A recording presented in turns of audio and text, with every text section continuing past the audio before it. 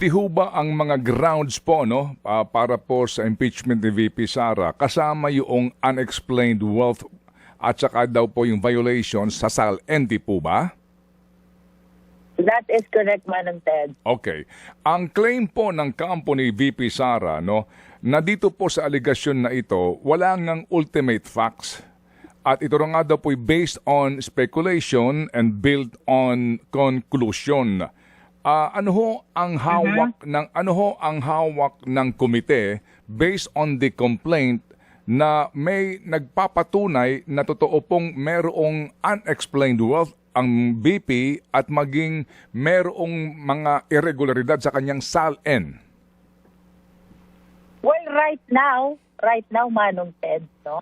Ang hawak lang natin ay yung naging manifestation ni Congressman Ridon, if you remember, the two SAL-N which were shared during the determination of sufficiency in substance of the third and the fourth impeachment complaint. No? Nevertheless, ayon sa ating mga justice members, hindi natin pwede i-expect ang mga complainants to have with them already this bank records considering that they are protected by the bank secrecy law. No?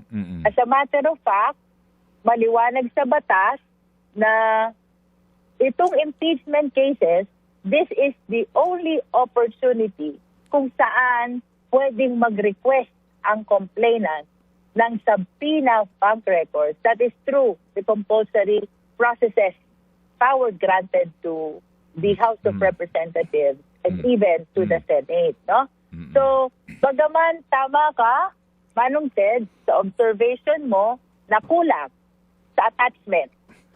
But the explanation to this, according to the members, they cannot avail yet of the bank record protected by the bank secrecy law. And they are actually taking advantage of this process, the impeachment process, to be able to present those bank records in support of the allegations of unexplained wealth. No? So, ito naman, in-explain na ni Kong Terry Ridon during his manifestation. His theory about the offense committed is dapat yung kanyang nag-generate na income wherever they come from should be disclosed either in the SAL-N or in the income tax return. Otherwise, kung hindi ma-disclose, his theory is that constitutes unexplained wealth. Opo. Pero ma'am, para lang ho medyo ma-fortify pa po natin ang inyong pong katwiran dito sa isyong ito. If I may just again ask you, doon sa sinasabi ng mga abogado ni VP Sara na ang proseso kasi evidence muna bago ang hearing. No, so lumalabas daw po na sa ngayon ang Justice Committee ay naghahanap pa lang ng ebidensya sa particular na grounds na ito na unexplained wealth at yung SAL-N violation. O bakit daw po kumbaga hindi man lang nagpakita ng katibayan tungkol dito at ito na agad dinesisyonan na may grounds dito po sa particular na allegation na ito. Again, ma'am, please. Let us remember, Manong Ted, no? There are 5 steps. 5 steps before the Justice Committee to complete the impeachment proceeding, no? Yung evidence na may be required dito is just reasonable amount of evidence. It is not substantial evidence, it is not probable cause, lalo namang hinding proof beyond reasonable doubt, no? As a matter of fact, to be specific, nowhere in the rules will you see the amount of evidence required. The only parameter is, according to the Supreme Court, it depends on the exclusive judgment of the justice members whether the complaint on its face and on its attachment can be declared as sufficient in form and in substance. No? Wala pa po tayo sa trial, wala pa po tayo sa determination of probable cause. Kaya ang sabi ko po kahapon sa ating opening statement, hindi po ito paglilitis. We are just trying to find reasons which will justify the continuation of our impeachment proceeding. No? So granting na wala pang bank record, granting that the SALN available to the committee is the 2 SALN which were manifested, shared by Congressman Ridon, we took note of the fact that these bank records cannot be availed of yet by the complainant. As a matter of fact, they need to make use or explore the compulsory power of the Justice Committee to be able to avail themselves of these bank records and present them before us in support of the allegations of unexplained wealth. Ito talaga po, ang gulo-gulo ng gobyerno natin. Hindi malaman kung may direksyon o wala. Ngayon, pag tinatanong ang presidente, sasabihin niya,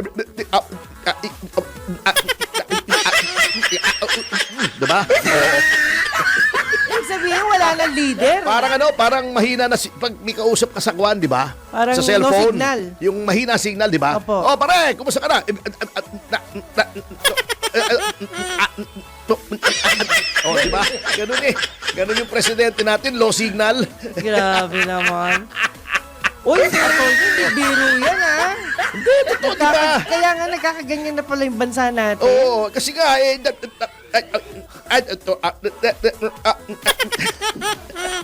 Grabe. Ay, tulungan. ang gulo eh. Paano man tutulungan? Ayaw naman nilang tulungan ang sarili nila. Oh, my Katulad God. niyan, di ba? 2 months ago, natatandaan mo, ganito kagulo ang ating gobyerno. My goodness. Puro bibig. No direction. Natatandaan mo, in-announce ni Secretary John Vic Remulla, may nanuhol daw sa kanila ng kapatid niya na mahigit 1 bilyon ba? Oh, Para daw maglaylo sa flood control. Opo. Pero hindi daw niya tinanggap, nag-announce pa siya. Sabi sa akin mismo ng Pangulo, ay wag mo daw ipakain sa anak mo ang mga nakaw. Sabi ng mga netizens, yeah, right. Anyway, hindi ko sinasabi kasi, kaya naiinis yung mga netizens, hindi dahil pinaghihinalaan nilang nagnakaw si Opo. Secretary John Vic. Opo. Wala pa namang Wala. pruweba dyan. Ang kinagtataka nila, sinuhulan ka. Tinry kang suhulan. Nagkwento. Sekretary ka. Kapatid mo, ombudsman. Bakit hindi mo pinaaresto? Yun. O pinaimbestigahan man lang? Gano'n na lang yun. Hindi mo man lang in-identify. Meron daw malapit sa kanila, inattempt silang suhulan, pero ni-reject nila. Ano na yun eh? Criminal offense na yun eh. Bakit hindi mo pinahuli? DILG secretary ka, hawak mo yung pulis. Di ba? Ombudsman ka. Hindi mo man lang pinaimbestigahan. Hoy, halika rito. Sino nang sabi sa yung pumunta sa amin at Ayun. manuhol lang 1 bilyon? Yun. Wala lang. Walang action. Ang announcement nila ay para magpa-pogi, hindi para ipatupad ang batas. Wala rin. Ganito ang administrasyon na yan. Natin, my God. puro Opo. bibig. Kaya ganito gagawin ko, ganitong gagawin ko. Wala namang ginagawa. Puro daldal. Hindi bali nga kung puro daldal, kung naintindihan mo eh. Kung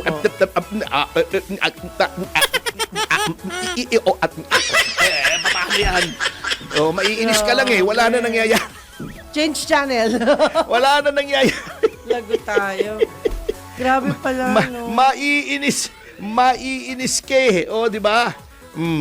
Naku. Ngayon, katulad niya, daldal tayo ng daldal. Away ng China. Hindi ko naman sinasabing, huwag awayin ng China.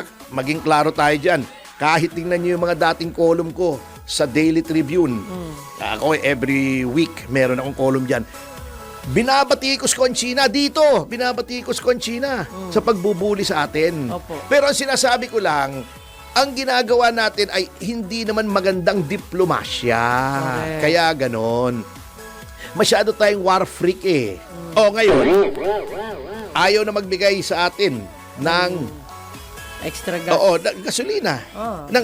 Alam nyo ko kasi, yung iba sinasabi, nung isang kausap ako, sabi niya, pare, hindi naman natin kailangan ng China. Sapagkat wala namang lang isang China na binibenta. Hindi nga ala. Hindi. Tama siya. Pero, ang hindi alam ng marami, 20% lang po ng ating supply ng petroleum products ay galing sa crude oil. Ibig sabihin, hindi po tayo bumibili ng maraming crude oil at nire-refine natin dito. Yung crude naman pagdating, hindi mo pwedeng lagay sa gasolina mo. Tumirik yun. Correct. Malapot yun eh. Nire-refine yan, pinoproseso yan para maging kerosene, maging gasolina, maging diesel. Di ba? O katulad ng sabi ni Jojo, ay diesel. Ngayon, ang refineries natin ay hindi naman ganun ka-efficient na. So, ang majority ng ating supply na import na gasolina ay imported, refined na. Hindi na natin ire-refine. Hindi na crude oil. Opo. Finished product na. Mga 80% po dumarating dito diesel. Diesel na naman, si Jojo A kasi. Ayan. Diesel, gasolina. Ah. Gasolina na yan, ready to go na yan. Lalagay na diretso sa tangke ng mga gas stations yan. Okay. Saan dumadaan yung mga refined petroleum products? Sa China po. Kasi yan ang hub. Bakit? Ang gaganda ng port ng China. Magaling ang labor ng China. Efficient yung kanilang supply chain. Hindi katulad dito, ang gulo-gulo. Doon bumabagsak sa China, saka idinidistribute sa Vietnam, sa Malaysia, etc. etc. Pag sinarhan yung hub na yan sa atin at nangyayari na, sasabihin nyo walang krisis, ilang beses na ako pupunta sa gasolinahan, pagdating ko roon, sir, wala pong diesel. Walang pero. Nililipat ka. Sir, wala. Gasolina laging meron. Wala pa ako natsetsempuhan na walang gasolina. Opo. Lalo na unleaded. Diesel ang mabigat. Lalo na turbo diesel. Yung pang mga SUV. Opo. Yun ang mabigat. Hindi lang naman po SUV na luxury ang gumagamit noon. Yung mga pick-up po na pan-deliver din. Turbo diesel din po yun. Maraming imported na mga malalaking truck. Turbo diesel. Turbo na po kasi ngayon kasi ang turbo, kahit mas maliit ang makina mo, ganon din ang torque kasi may turbo nga. Hindi, iba yung turbo Mabilis. broiler. Iba Mabilis yung turbo yung turbo, broiler. diba? Pang ano yun pang manok yun Ay, ambot. Ay, ambot sa imong lumot. Anyway, yan po ang problema. Okay, away ka ng away yan. Hindi siyempre sila cooperative. Buisit sa atin di ba? Anyway, magpapatuloy po ang ating pag-aaral mga magulang at mga kapatid sa pagbabalik ng Yes, Yo, Topacio. at Attorney Ferdy, Mr. Sexapil Topacio. At Miss Joby de Guzman. Bago tayo magbatian, batiin lang natin si Senator Panfilo Lacson. Congratulations! Why? Dahil patindi ng patindi yung nagiging paninira mo sa sarili mo. Kita mo, sabi ba naman, ayaw daw niyang ipatawag ng 18 Marines dahil, sabi niya, iniiwasan ko lang mag-hearing na mauuwi lang sa contempt. Alam mo, wala naman kaming lugar dito kung 18 ang ikukulong. Senator Lacson, tindi mo, Paano mo malalamang iko-contempt mo? Ibig sabihin, ngayon pa lang, alam mo nang iko-contempt mo, Na-judge number na. 1. O number 2, di ba pinakukulong nyo sa Pasay City Jail? Kunyari ka pa, marami kong panusot pare ko Dati natatawa lang ako sa'yo. Ngayon hindi ko man na maintindihan. Sayang, ang gwapo pa naman. Kamote ka na! Wala nang naniniwala sa'yo, sayang. Sabi ko na nga pa, walang katutunguhan tong si Ping Kasi, noong nag-e-ed sa DOS, humingi ng saklolo sa DILG ang Malacanang. Ako natira roon, nagpipi-back meeting ako Sama ko yung isang pinsan ko, si Asek Topacio. Wala si Mayor Lim, umalis yung asawa ni Miriam, si Jun Santiago, nagsabong na. Biyernes yun Pumunta ako roon, nakita ko yung sa presidential residence, si Ping. Tama-tama pagdating ko roon, nandun si Boying Remulla, Asek siya noon ng PMS, nandun si Angara, andun si Marcel Fernandez na Yusek ni Angara, nandun si Ike Gutierrez na spokesman ng Office of the President. Si Ping nagpapaalam pagdating ko, sir, aalis muna ako. Bakit? Sabi ni Erap, bakit kang alis? Sir, isi-secure ko lang sir yung krame. Kasi baka atakihin or something like that. Yung mga hostile forces. Sumaludo pa partly kay Erap Pagkatapos nung dumating sa krame, bumaliktad. Nag-withdraw ng support kay Erap. Ay? Ano yun? Kaya nga sabi nga ni Erap, loko yun Anyway, yun po, narito na tayo. Anyway, iwanan na natin yan at wala na naman naniniwala dyan kay Ping.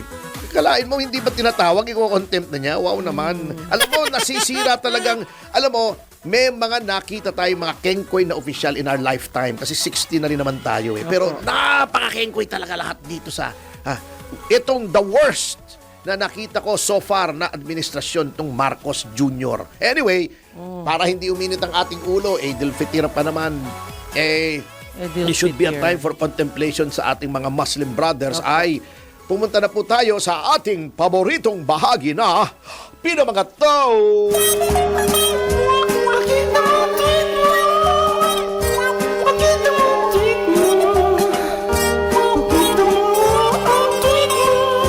Gobyerno, nagre-recycle. Maganda sana yung recycling para sa ekonomiya. Pero, ang nangyayari, nire-recycle nila mga tao eh. O katulad yan, si Frasco, si Secretary Frasco, di ba, inalis sa Department of Tourism. Alam nyo, pag kayo ay tinanggal sa isang departamento, isa lamang ang kahulugan yan. Hindi ka nag-perform ng maayos. Ang problema dito sa atin ay kapag tinatanggal, parang pinoprotektahan yata yung pamilya kasi itong si Frasco, ang asawa nito ay congressman. So, natatakot siguro ang Malacanang na since pakunti ng pakunti na lang ang sumusuporta sa kanila at magalit pa si Duke Frasco ng Cebu. Yan ha. Yang si Frasco, yung Cristina Frasco ay anak ni Gwen Garcia asawa niyan, congressman, si Duke Frasco. So natatakot sigurong mawalan ng supporter sa Cebu na pinakamaraming boto na probinsya sa buong Pilipinas. Natatakot ma-antagonize si Gwen. Yan ang hirap pag puro politika iniisip mo, hindi mo iniisip ang taong bayan. Wala na. Ha? Takot ka mawala yung suporta ni Gwen kasi mawawala sa yung Cebu kasi si Pambari 4 ang gobernador doon, Pro Duterte. Natatakot kang mawala yung suporta ni Duke Frasco na congressman ng isang distrito. Kailangan mo yung boto niyan para doon sa impeachment, ire-recycle mo. Anong gagawin mo? Ang nangyari, ginawa siyang presidential advisor for sustainable and resilient communities. Naintindihan mo kung ano ibig sabihin nun? Bago ba yun, sir? Oo, ito ha. Isipin mo, ano kaya to? Presidential Advisor for Sustainable and Resilient Communities. Naintindihan mo? Kayo po. Ako hindi ko naintindihan eh. Anak itech! Anong bago na naman dyan? Hindi ko nga alam eh. Presidential na naman kapitan advisor. ko, Mr. President, na Ayun lang nag-create ka na naintindihan ko. naman. Yan, eto daw. Ang gagawin daw ni Frasco ay susuportahan ang mga direktiba ng Pangulo tungkol sa mga LGUs sa mga vulnerable areas. Whatever that means. Ang gulo. Ito ay, ang tawag dito sa appointment na to ay MEMA. May masabi May lang. masabi. Parang ano yan eh. Wala yan. Dago, bibigyan mo ng Ano tanggapan ba yan. yan? Lalagyan mo ng sweldo yan. Lalagyan mo ng staff yan. Bibigyan mo ng sasakyan yan. Bibigyan mo ng office supplies Lalaki yan. ang problema. Bibigyan mo ng travel allowance yan. Wala namang gagawin yan. Gusto mo lang, wag Mawala. masira ang suporta sa iyo ng ilang politiko o gagamitin mo yung kaba ng bayan. Parang presidential advisor yan eh, on poverty alleviation. Wala namang ginagawa. Ayan, ha? Kaya sabihin ka hindi ni noong kamote sa Malacanang na walang krisis, may krisis po. Hindi nyo lang nakikita kasi puro kakamutihan kayo, wala kayong ginawa kundi obsessed kayong banatan ang mga kalaban ng pamahalaan. Yan ang problema sa inyo. Krisis, anong ginagawa ng Presidential Advisor on Poverty Alleviation? Sumasahod yan buwan-buwan. Yes. Yung mga kamag-anak niyan, sumisweldo rin, staff niya. May office supplies yan. Anong ginagawa? Bumabanat kay Sara Duterte. Hindi mo naman trabaho yan. Yan ang problema. Ito pa, nakakatawa ha. Para malaman nyo kung gaano kabangag itong gobyernong ito. Etong si Yulo na dating nasa DNR. Ito ay natanggal dahil ang balita ko lang naman, maraming kapuitan at ako personal na na witness ko yung kapuitan na yan doon sa kaso ng isang mining company na nirepresent ko before the DENR. Nang gulo-gulo, tinanggal na yan.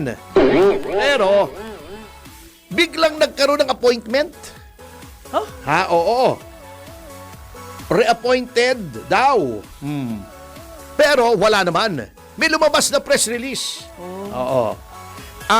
Bilang si dating Environment Secretary Tony Yulo Gonzaga, Loizaga pala, sorry. Tony Gonzaga, kasi Tony Yulo Gonzaga eh. Tony Gonzaga. Magkaiba yun. Si Special Envoy, ito in-appoint ito from DENR. Ginawang Special Envoy for Disaster Risk Reduction and Management. Bakit kailangan may Special Envoy for Disaster and Risk Reduction Management? Ano pinopromote nito? Disaster? Patay. Kengkoy nire-appoint daw, hindi naman pala. Ang gulo po. Parang walang nagpapatakbo ng gobyerno. Walang iniwan niya nung nag-uumpisa pa lamang itong administrasyon na to. Natatandaan mo. May in-appoint daw na bagong Immigration Commissioner. Yung abogado, si Abraham Espejo. May dala-dala siyang appointment. Ewan ko kung anong power play ang nangyari noong panahong yon, noong Executive Secretary si Attorney Vic Rodriguez. Apo. Pagdating niya sa Commission on Immigration, pinakita niya yung appointment niya, dininay ng Malacanang. Pero, ewan ko kung ano nangyari. Pero ba't naman yung tao, kung di siya siguradong yun ay genuine na appointment at hindi niya sa Malacanang kinuha yun, ay bakit siya pupunta roon? Correct. Para mapahiya lamang. Oh my God. Ang gulo talaga po. Ang gulo-gulo ng gobyerno natin. Hindi ko malaman kung may direksyon o wala. Ngayon, pag tinatanong ang presidente, sasabihin niya, diba? Ibig sabihin, wala nang leader. Parang mahina na pag may kausap ka sa kwan, di ba? Parang sa cellphone. no signal. Yung mahina signal, di ba? Opo. Pare, kumusta ka na? Di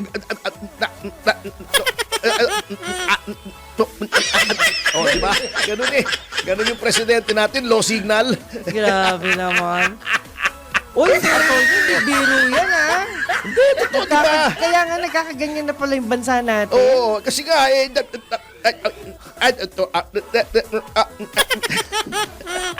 Grabe. Ay, tulungan. ang gulo eh. Paano man tutulungan? Ayaw naman nilang tulungan ang sarili nila. Oh.